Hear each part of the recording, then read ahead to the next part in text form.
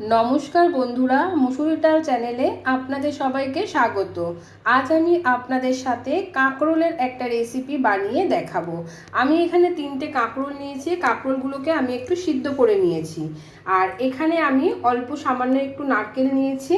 নারকেলটা আমি একটু 3 চামচ মতো নারকেল নিয়েছি, হাফ চামচ কালো সর্ষে আর হাফ চামচ পোস্ত নিয়েছি, 7-8টা কাঁচা লঙ্কা নিয়েছি।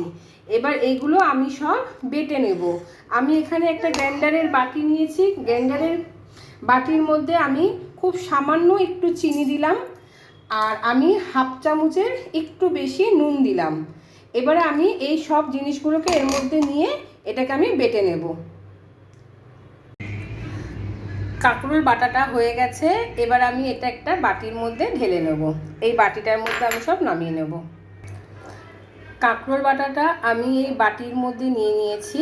এবার এটাকে আমি পরিবেশন করব। এর ওপর দিকে আমি কিছুটা সরিষার তেল দিয়ে দেবো। একটু সরিষার তেল দিলাম 1 চামচ মতন, আর হচ্ছে 2টো কাঁচা লঙ্কা দেব, দিয়ে এটাকে আমি পরিবেশন করব। এটা গরম ভাতের সাথে খেতে ভীষণই ভালো লাগে। আপনারা এটা একবার বাড়িতে বানিয়ে দেখতে পারেন। আমি ঠিক যেভাবে বানালাম এইভাবে বাড়িতে বানাবেন, দেখবেন এটা ভীষণই ভালো লাগে খেতে। আর আপনাদের যদি এটা ভালো লেগে থাকে তাহলে আমাকে একটু কমেন্ট বক্সে জানাবেন। আর আজকের ভিডিওটা এখানেই শেষ করলাম।